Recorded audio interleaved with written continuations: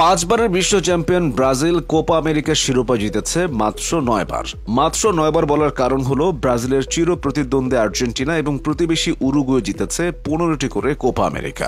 প্রশ্ন হলো, বিশ্ব ফুটবলে যাদের রাজত্ব সেই ব্রাজিলের কোপার শিরোপা কেন কম? উত্তরটাও কিন্তু কঠিন নয়। যারা ফুটবলের খোঁজ খবর রাখেন তারা ভালো করেই জানেন কোপার সবগুলো আসরে ব্রাজিল অংশ নেয়নি। বলতে গেলে একটা সময় তারা এই টুর্নামেন্টকে পাত্তাই দিত না। ব্রাজিল 1970 সালের আগে কোপার 10টি আসরে অংশগ্রহণ করেনি, আর সেই 10 আসরের বেশিরভাগই আর্জেন্টিনা এবং উরুগুয়ে বাজিমাত করেছিল। ব্রাজিল ওই সময়টায় বিশ্বকাপেই নিজেদের পূর্ণ মনোযোগ দিত। সে সময় পেলের হাত ধরে তারা 3টি বিশ্বকাপও জিতেছিল। 3 বার বিশ্বকাপ জেতা ফুটবলের রাজা পেলেও কোপা আমেরিকার মাত্র একটি আসরে খেলেছিলেন। এই টুর্নামেন্টে প্রায় দ্বিতীয় সারির দল পাঠাতো ব্রাজিলিয়ান ফুটবল ফেডারেশন। ব্রাজিল আরো বেশি কোপা খেললে নিশ্চিতভাবেই দলটির ট্রফি বাড়ত, আর অন্যদের মতোই 1967 সালের পর থেকে 1974 সাল পর্যন্ত কোপার কোনো আসর অনুষ্ঠিত হয়নি। এই দীর্ঘ বিরতির পর সর্বোচ্চ 6 বার কোপার শিরোপা জিতেছে ব্রাজিল। একবিংশ শতাব্দীতে অর্থাৎ 2000 সালের পরও সর্বোচ্চ 3 বার কোপার চ্যাম্পিয়ন হয়েছে পেলে গারেঞ্চার দেশটি। এই সময়ের মধ্যে অন্য কোনো দল তাদের থেকে বেশি শিরোপা জিততে পারেনি। এছাড়াও কোপার গত 10 আসরের 5টি জিতে নিয়েছে সেলেসাওরা। কোপা আমেরিকার ইতিহাসে সবচেয়ে বেশি গোলও করেছেন একজন ব্রাজিলিয়ান। 17টি গোল করা জেজিনহোর রেকর্ডটি এখনো কেউ ভাঙতে পারেননি। একটি স্বীকৃত টুর্নামেন্ট হিসেবে কোপার যাত্রা শুরু হয় বিশ্বকাপেরও আগে। এমনকি ফুটবল বিশ্বকাপ শুরুর আগেই হয়ে গিয়েছিল কোপার 1 ডজন আসর। 1916 সালে শুরু হওয়া এই টুর্নামেন্টে প্রথম 2 আসরেই শিরোপা ঘরে তোলে উরুগুয়ে।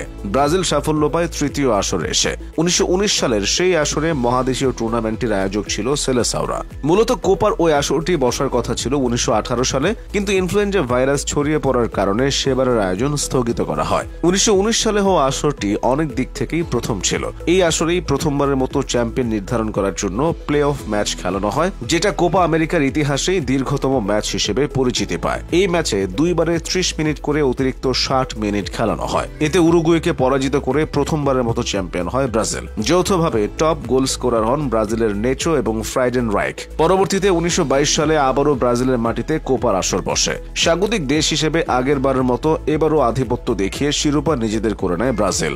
ফাইনালে তারা হারায় প্যারাগুয়েকে। তবে দ্বিতীয় ট্রফি জয়ের পর তৃতীয় ট্রফি জেতার জন্য ব্রাজিলকে অপেক্ষা করতে হয়েছিল 27টি বছর। স্বাগতিক দেশ হিসেবে কোপায় ব্রাজিলের ভাগ্য একটু বেশি সহায় হয়। 1949 সালের কথা। তৃতীয়বারের মতো এই টুর্নামেন্টের আসর বসেছিল লাতিন আমেরিকার দেশটিতে। সুযোগটা হেলায় হারায়নি ব্রাজিল। তৃতীয়বারের মতো কোপার শিরোপা নিজেদের করে নেয় তারা। সেবার ফাইনালে প্যারাগুয়েকে হারিয়ে 27 বছরের গ্লানি মোচন করেছিল সেলেসাওরা। এরপরই ব্রাজিল ফুটবল ফেডারেশন কোপা আমেরিকার প্রতি অনাগ্রহ দেখাতে শুরু করে। একের পর এক টুর্নামেন্ট থেকে নাম প্রত্যাহার অথবা দ্বিতীয় সারির দল দিয়ে কোন রকমের অংশগ্রহণ, কোপায় এভাবেই চলছিল ব্রাজিলের পথ চলা। তাই কোপার চতুর্থ শিরোপা জিততে তাদের আরো 40টি বছর লেগে যায়। 1989 সালে চ্যাম্পিয়ন হওয়ার পর 1997 এবং 1999 সালেও এই ট্রফি ঘরে তোলে সাম্বার দেশ। পরবর্তীতে 2004 এবং 2007 সালে পরপর 2 বার ফাইনালে আর্জেন্টিনাকে হারিয়ে কোপার ট্রফি ক্যাবিনেট আরো ভারী করে ব্রাজিল। সবশেষ তারা শিরোপা জিতেছে 2019 সালে স্বাগতিক হিসেবে। তবে 2021 সালে ফাইনালে আর্জেন্টিনার কাছে হেরে স্বপ্নভঙ্গ হয় নেইমারদের।